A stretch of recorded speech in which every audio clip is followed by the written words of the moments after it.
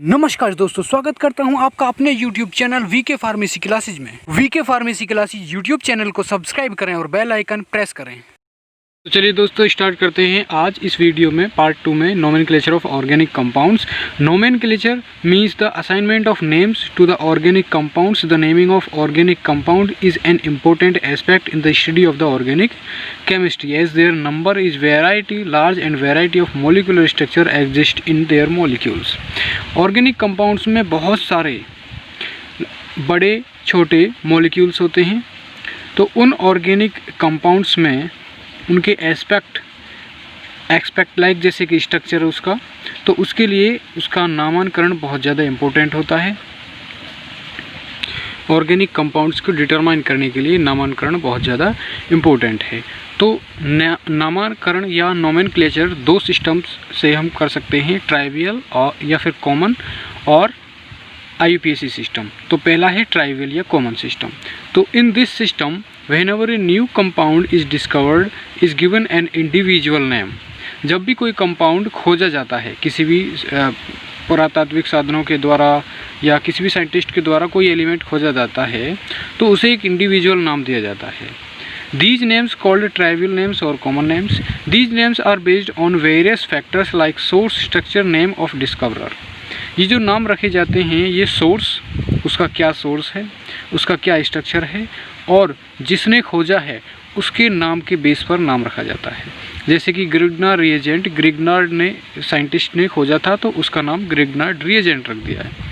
Examples में देखिए यहाँ पर acetic acid derives its name from vinegar of its chief constituents, और formic acid was named as it was obtained from red ants। Acetic acids कहाँ से लिया गया है? वाइनगार जो कि चीफ कॉन्स्टिट्यूएंट्स है, और फॉर्मिक एसिड लिया गया है जो कि रेड अंट से ऑब्टेन हुआ है, तो इसलिए इसका नाम फॉर्मिक एसिड रख दिया है। IUPAC की थोड़ी सी बात कर लेते हैं। तो IUPAC का जो फुल फॉर्म है वो international union of pure and applied chemistry है। Using this system one can name any complex organic compound easily. इस IUPAC सिस्टम को यूज करके हम किसी भी ऑर्गेनिक कंपाउंड के कॉम्प्लेक्स या ऑर्गेनिक कंपाउंड्स का नामकरण ईजिली कर सकते हैं। The name assign to organic compound on the basis of latest IUPAC rules is known as systematic name. Organic compounds के नामकरण करने के लिए based on the IUPAC system, तो IUPAC के कुछ रूल्स होते हैं जिनको फॉलो करके हम उसका नोमेनक्लेचर कर सकते हैं। तो दो बात क्लियर होगी कि एक तो कॉमन सिस्टम और IUPAC सिस्टम, दो सिस्टम से नाम रखे जाते हैं। पहले में उसका सोर्स, उसकी डिस्कवरर, ठीक है, इसके बेस पर उसका नाम रखा जाता है, और IUPAC सिस्टम में IUPAC रूल्स को फॉलो करके रखा जाता है। हालांकि IUPAC सिस्टम की full form international union of pure and applied chemistry है। तो इसके IUPAC सिस्टम के कुछ फीचर्स देख लेते हैं। A given compound can be assigned only one name. कोई भी दिया हुआ कंपाउंड एक ही नाम का होता है। ये IUPAC सिस्टम हेल्पफुल होता है ऑर्गेनिक कंपाउंड्स के कॉम्प्लेक्स का नामकरण के लिए। ये सिस्टम हेल्पफुल उसमें भी होता है मल्टी फंक्शनल ग्रुप, वह कंपाउंड जिसमें कई तरह के फंक्शनल ग्रुप अटैच होते हैं। तो IUPAC सिस्टम की बात करते हैं, कॉमन सिस्टम की बात करते हैं। तो organic compound were more commonly named after source. For example the name of formic acid was obtain from Latin word formicus meaning red ant, the source. मैं पहले भी बता चुका हूँ, ठीक है।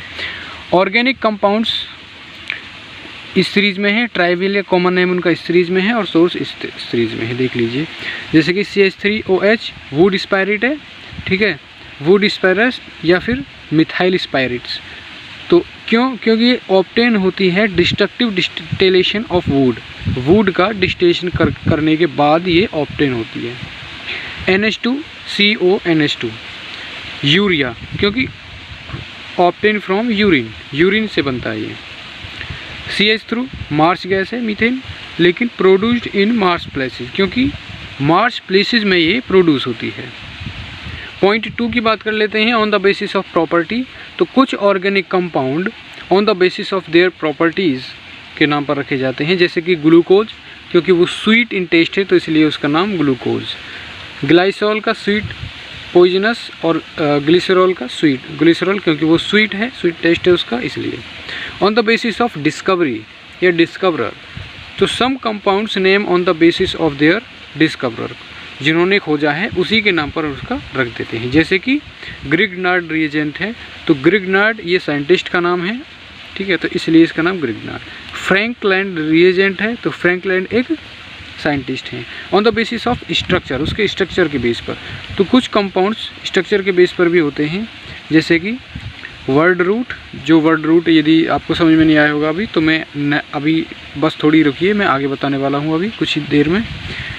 जिसमें एक कार्बन होता है उसको मिथ बोलते हैं, कोई भी ऑर्गेनिक कंपाउंड्स हो, जैसे कि CH4 तो मीथेन, ठीक है, लेकिन यहाँ पर तो C2H6 तो ईथेन, क्योंकि इसमें 2 कार्बन है।